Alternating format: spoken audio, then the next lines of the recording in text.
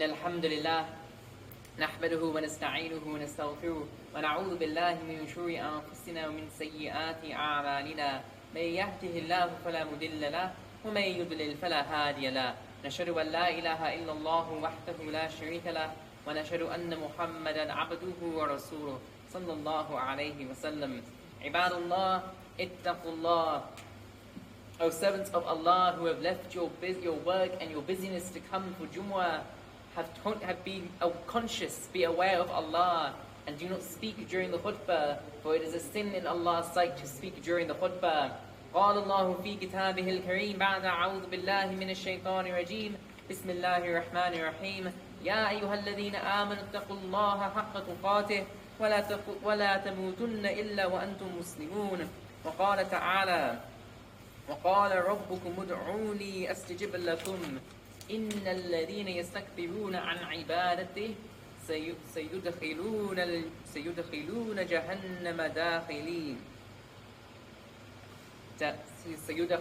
جهنم داخلين صدق الله العظيم.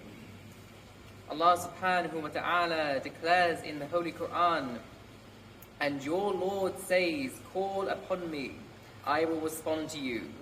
Those who are arrogant, those who are too arrogant to worship me shall enter hell, utterly humiliated. In this ayah, Allah is giving us both a promise and a warning. He is promising us that if you make dua to me, if you call on me and make dua, I will respond to you. And so He is inviting us to call to Him and make dua. But He is also giving us a warning, subhanahu wa ta'ala. He is saying that those who are too arrogant and they will not worship me, they will enter hell. What's incredible about this ayah is that these two things are paired together. And so there is an implication that not calling upon Allah, not making dua, is a sign that you are too arrogant to worship Him. And indeed, the Prophet Muhammad sallallahu alaihi wasallam, he is reported to have said that dua is a form of worship. So in today's khutbah, we are going to explore the Quranic attitude to dua, and what we learn about the way we should be approaching dua, and how we should be calling upon Allah subhanahu wa ta'ala. Now, first of all, let's begin with how not to make dua. Allah states in Surah Yunus, the 12th chapter of the Quran, وَيَدْعُ الْإِنسَانَ وَإِذَا مَسَّ الْإِنسَانَ ضُرٌّ دَعَانَا لِجَنْبِهِ أَوْ قَاعِدًا أَوْ قَائِمًا. When affliction, difficulty visits a person, they call upon us on his side, or sitting or standing. So when he's lying down or in bed, when he's sitting on a chair, or when he's standing up, he is constantly pleading to Allah to take this affliction away from me. Please take this illness away from me. Take this cold away from me. Take this stress I'm experiencing away from me. Help me get through that, Jesus. Help me get through my exams. Help me get through whatever problem I'm going through. And in every single state this person is in, he's constantly pleading to Allah. You can imagine the khushu', the awareness that this person must be having in his prayer. Then what does Allah say? فَلَمَّا كَشَفْنَا عَنْهُ دُرَّهُ مَرَّ كَأَن لَّمْ يَدْعُنَا إِلَى دُرٍّ مَسَّهُ. Then when we take the affliction away from him, he walks away as if he never called to us about the affliction that visited him.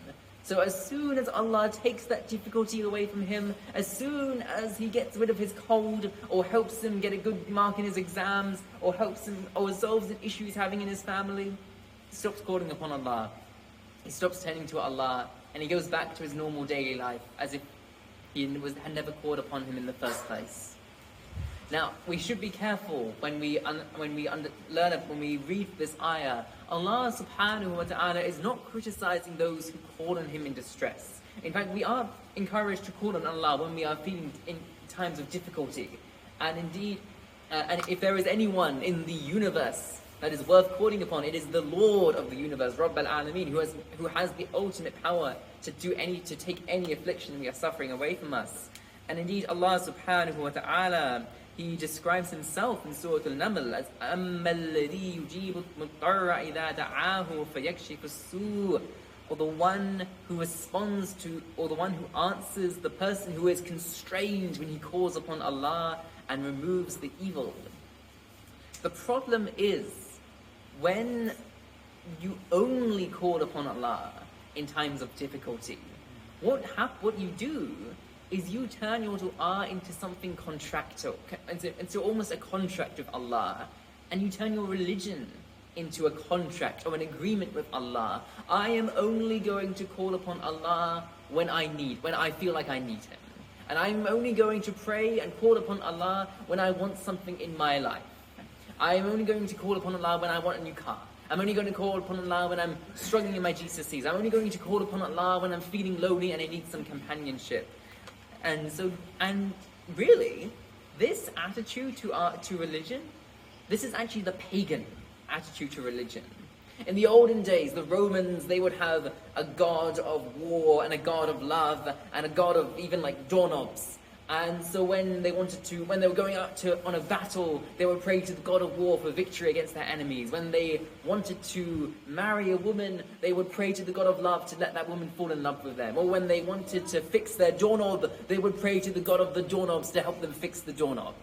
And so they had all of these different gods, and they would call upon them when they needed them, when they wanted them, when they wanted a service from those gods. But this worship that they did, and these gods that they had no impact on the way they lived their lives. They had no impact on their morality, and they had no impact on what was governing their day-to-day lives. They were not at the center of their day and their week and their year. And indeed, if we look closer at Surah Yunus and this ayah, what does Allah say immediately after this person who is calling upon Him in difficulty and then forgetting about Him after the difficulty leaves him? Allah says, كَذَلِكَ زُيِّنَ لِلْمُسْرِفِينَ مَا كَانُوا يَعْمَلُونَ. So it is that those who are wasteful, their actions are made to seem beautiful to them. Why did Allah call these people wasteful?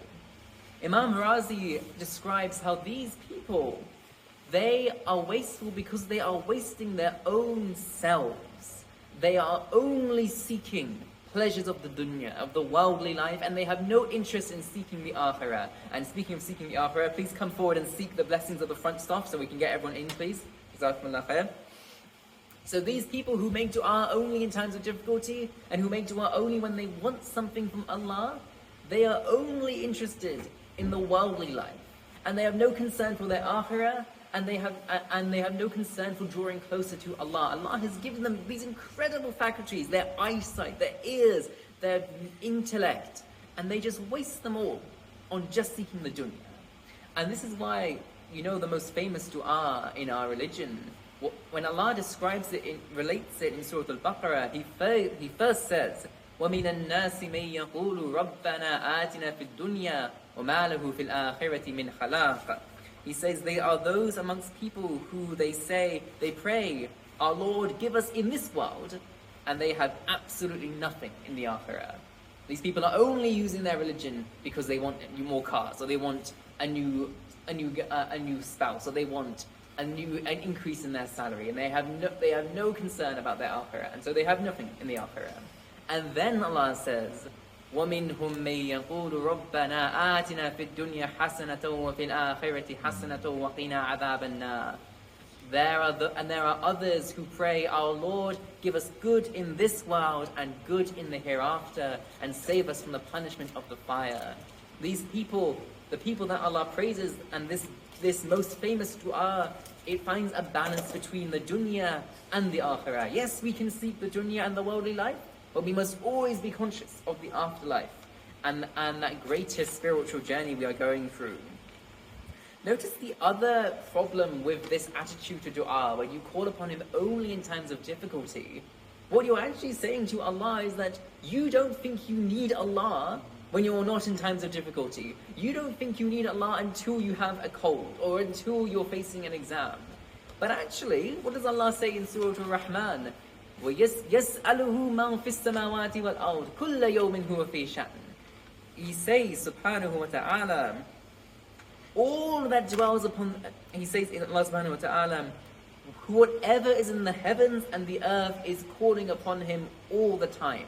Every day Allah is upon some work. SubhanAllah, every single breath of a human being, whether they believe in Allah or not, is actually an implicit dua to Allah. We are constantly relying upon Allah to make that breath give us life. And we are constantly relying upon Allah to keep us in a good, healthy state. If Allah wanted, we could die instantly. And so to only call upon Allah in times when we think we are in difficulty, to ignore the constant work that Allah does to keep us alive, and to not make dua to Allah, that is arrogance. إِنَّ الَّذِينَ يَسْتَكْبِرُونَ عَنْ عِبَادَتِي سَيَدْخُلُونَ جَهَنَّمَ دَاخِرِينَ. Those who are too arrogant to worship me, they are going to enter hell utterly humiliated. And so that is why when the true Muslim makes dua to Allah, both in times of apparent ease and in times of apparent difficulty. And for the true Muslim, dua is not just asking Allah for something. Dua is acknowledging one's utter smallness compared to Allah and one's utter dependence upon Allah subhanahu wa ta'ala. And so that is why in Surah Al-A'raf, Allah commands us, Ud'u rabbakum tutaw'u wa khufya. Call upon your Lord humbly and in awe, in majesty of Allah. Don't call upon Allah being like, I want this, I want this, I want this. You should call upon Allah having complete humility before Allah and knowing that Allah ultimately knows what is better for us. And indeed, we, at the end of our dua, we say Ameen. That word Ameen comes from the same word as Iman. When we say Ameen, so Iman is to have faith and it is to have trust in Allah and not just His existence, but His power and His wisdom. And so when you say Ameen at the end of your dua, what you're actually saying is not just let it be. What you're saying is, I have my faith in you, and I have my trust in you, O Allah, and I know that you are going to respond to me, because that is what you have declared in the Quran, and I know that what you are going to give me is what is the absolute best thing for me. And indeed, our scholars have told us that if Allah will always respond to our dua, but He may not necessarily give us what we ask for in the dua. As long as we make the dua sincerely and humbly, Allah will respond. But if Allah does not give us what we ask for, if we ask for a new car, and we say, but you are all-knowing, all-wise, and Allah does not give us that new car, it may be that there are two other options that might happen. Either that Allah, instead of giving you what you want, He takes away a difficulty in your life in response, or Allah saves the reward for that dua for the afterlife. And so you may not get what you want in the dunya, but you get what you want in the akhirah. And so we pray that Allah allows us to have this holistic and this wise attitude to both our religion and our dua. And we pray that Allah helps us to make dua in all circumstances, and that He lets our dua not just